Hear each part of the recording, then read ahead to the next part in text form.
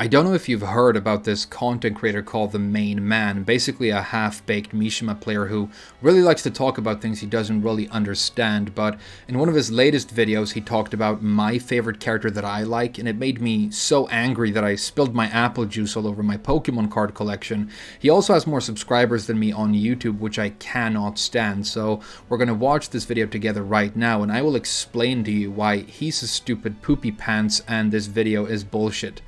Can you imagine being a person who makes videos like that, you know, measured responses to things that weren't even put to you in the first place? Not exactly how responding works, is it? But Main Man did make a video about Elisa, and he called her disgusting in the thumbnail, which made me feel like my girl had been disrespected, so I watched the video, and then I went to the comments, and some of them were like, Frame is having a stroke right now, which I was, just not the kind of stroke that you're thinking of. Now, I typically don't watch other people's content and like break it down in my videos. I, as a rule, don't talk about other people in my videos unless somebody made something really cool that I want to recommend, but the viewers seem to be interested in what I have to say about this, and I have the benefit of knowing the Main Man, so I messaged him last night and asked if it would be okay that I look at this. And because he's basically the nicest guy ever, he responded right away that I should go ahead. So let's see what Main Man found with Elisa that made him feel that she is disgusting. We could start with this screen right here. My big stupid face is in the way, but it says Elisa is basically Akuma Light, breaks the game the same way, but with less damage and execution still demanding. Might seem like a super strong statement that Elisa players would take issue with, but I actually think it's a really good description of this character. She really is Akuma Light.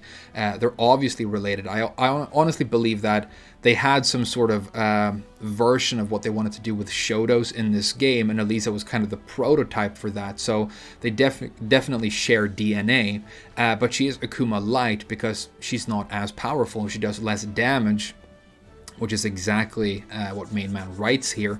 I think you just have to emphasize that it's not like she's 10% weaker than Akuma. The gap is quite a lot bigger than that, especially when we're talking about double meter burn. Because Elisa has a super which is extremely risky to attempt and doesn't lead to really high damage, whereas Akuma will quite reliably burn double meter on a combo that he can start quite easily and then basically end the round, which is the main issue with that character balance-wise, you know, historically. Jump in wall combo 1 bar with a re-wall splat, cool combo. So the thing about this, let's pause where we actually have the damage. So the thing is, right, this combo is being initiated by an extremely risky jump in, and you typically don't want to jump in with Elisa at all, at least in my opinion. She's more a character that jumps back and then comes in with specials like dive kicks, because, okay, if that was a real Brian standing there, and he's not attacking, he's not moving, and he doesn't block the move, that's extremely, extremely unlikely, and almost any attack that he does when she's jumping in will float her and then he can combo her. So hitting with this is extremely hard, and attempting it is extremely risky. And don't take it from me, if you go and look at really high-level tournament Elisa players, they don't really attempt jump-ins that often at all, because it's just not very good, especially not against a good opponent who can see it in time and float it.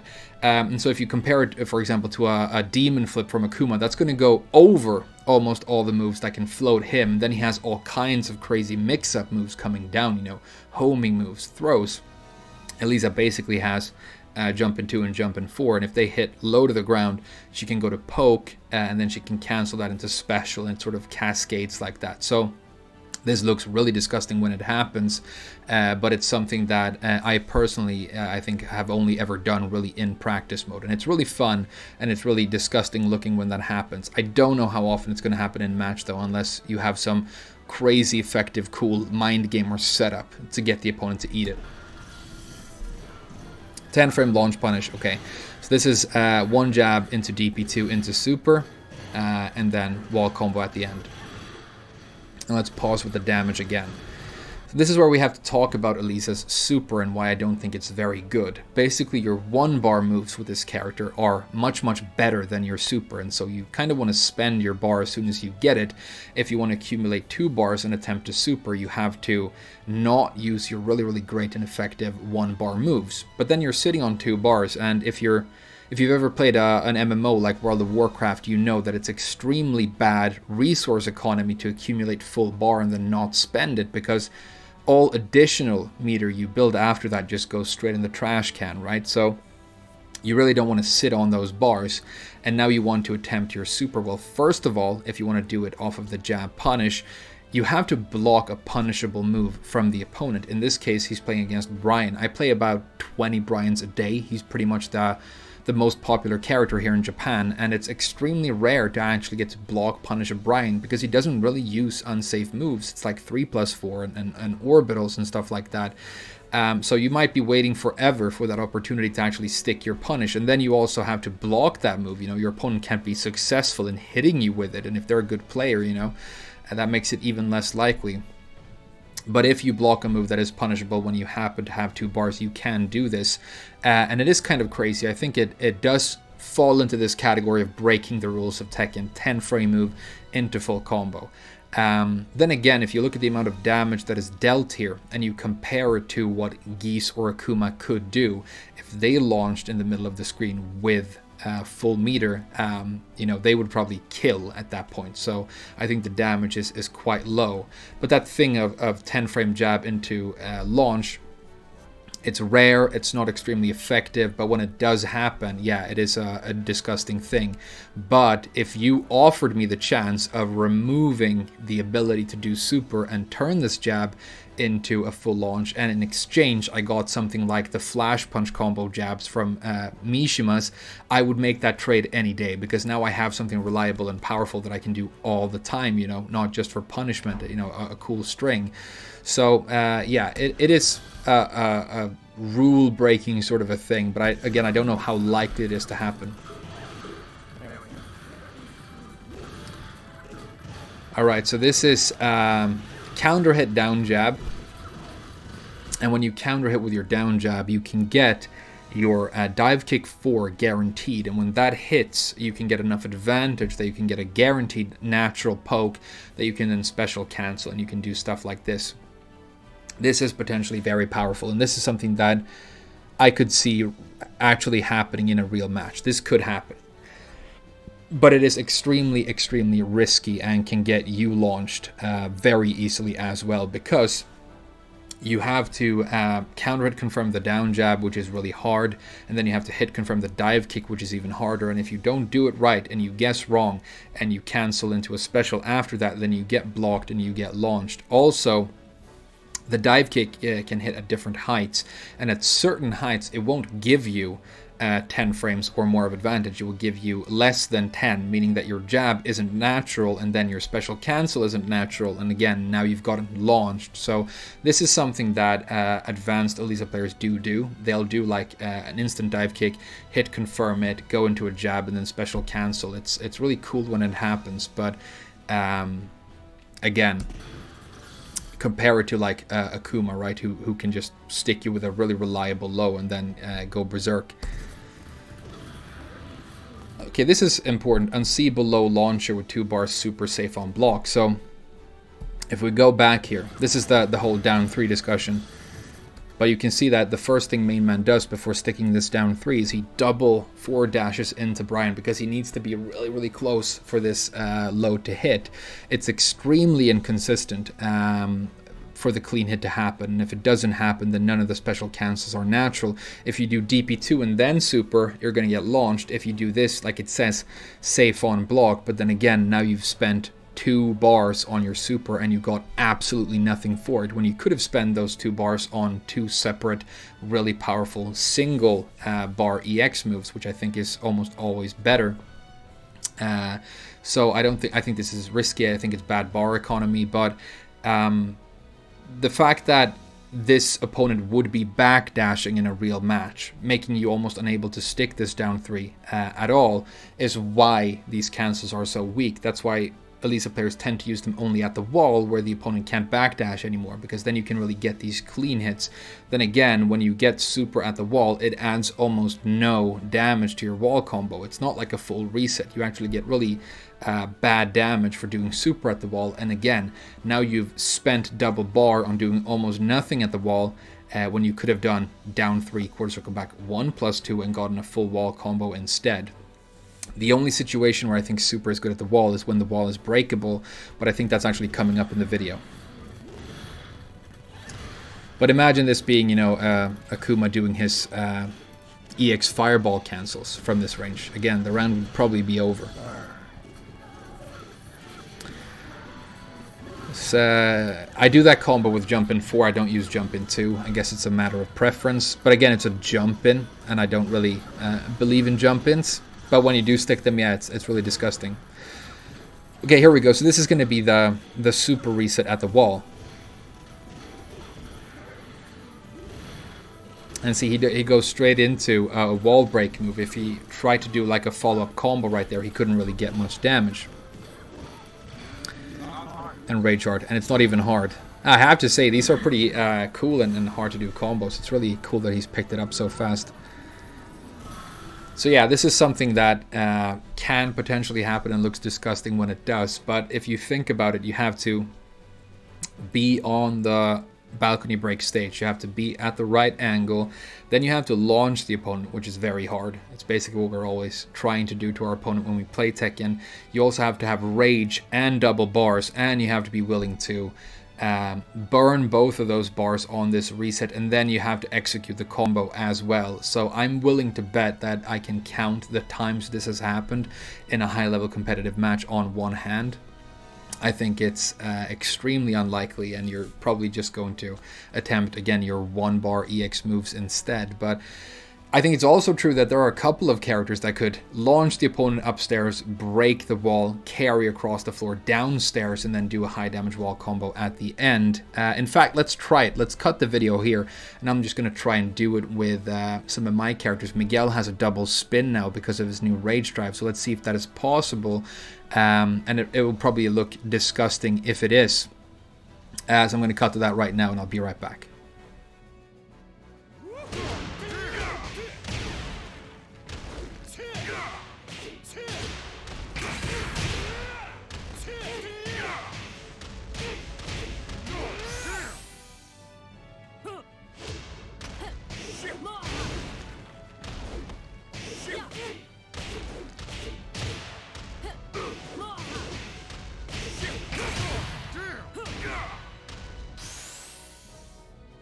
So there we go. Hopefully I was able to pull something out that looked relatively disgusting. I think my only point is that when you set up the conditions perfectly, you can do really long and powerful looking combos in this game.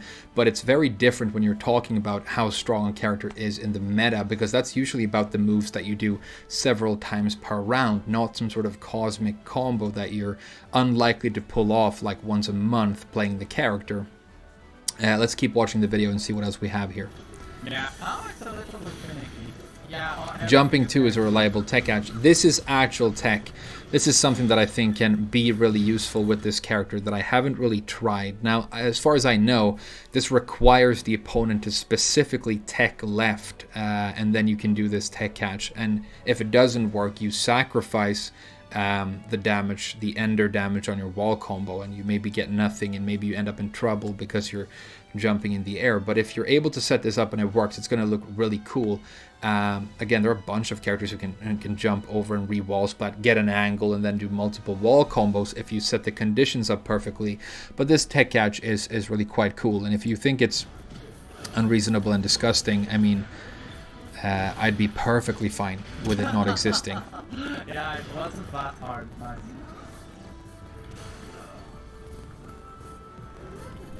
And he uses the reset again. And you see this time, because you can't really get a good wall combo or high damage wall combo after super at the wall, he went straight into Rage Art instead, which you can do because it's that single hit for damage. Okay. Her Rage Art is trash, by the way, has no consistency, unfortunately. Yeah, and now he's going to do a whole 10 string on the back. So again, like if you do this, imagine pulling this off in a tournament match, you would be such a god. But I also think it's so Specific. He's having fun. Feel my That's power. that's the My important father part. GLaDOS, the king of suck. Is at the end. Okay, that's the last one. So if you do a 10 string on somebody's back and then you pull off like, you know, angled wall combos with wall break, you're going to see some pretty disgusting stuff no matter what character you play. But I think the thing I want to get to with this video is I agree that all of these things look completely disgusting, and they're honestly things for the most part that I would be happy with this character losing. So I actually agree with this video.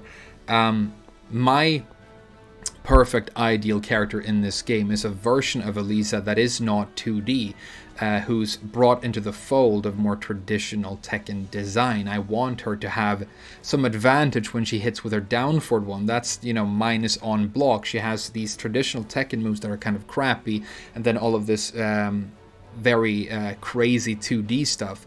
And I mean, the stuff shown in this video, I don't know if it's really impacting how strong Elisa is in a meta, because I don't think they're not really things that crop up all that often. But like I said earlier, you could remove all of these things and then maybe improve some of the more traditional aspects of Elisa, and I think most of the people who play her would be happy.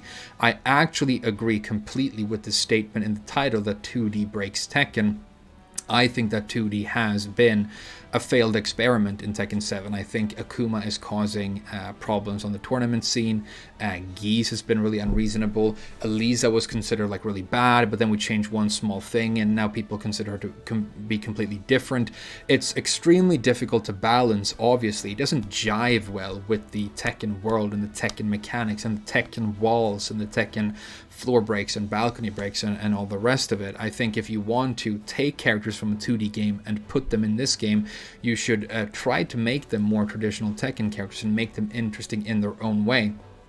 And I think the best job they've done of that, my personal favorite guest character is Negan. I think he has a lot of the stuff that you would expect the character of Negan to have in a fighting game, but he still feels extremely Tekken, and he's unique. And I would prefer more designs like that going forward. So hopefully in Tekken 8, Elisa will have less of this disgusting looking craziness and be more of a down-to-earth Tekken character. And then I think most of those of us who do play her would be very happy. So I'm sorry if you wanted me to be upset about this video. I actually think it's very reasonable, and I think it's basically main man having fun, showing a couple of really crazy cool things you can do with this character, and I think it might get people excited about trying this character, and that is great because that's something that I've been doing for years. Hopefully you found this interesting or enjoyable. Thank you so much for watching it, and I'll see you guys again very soon.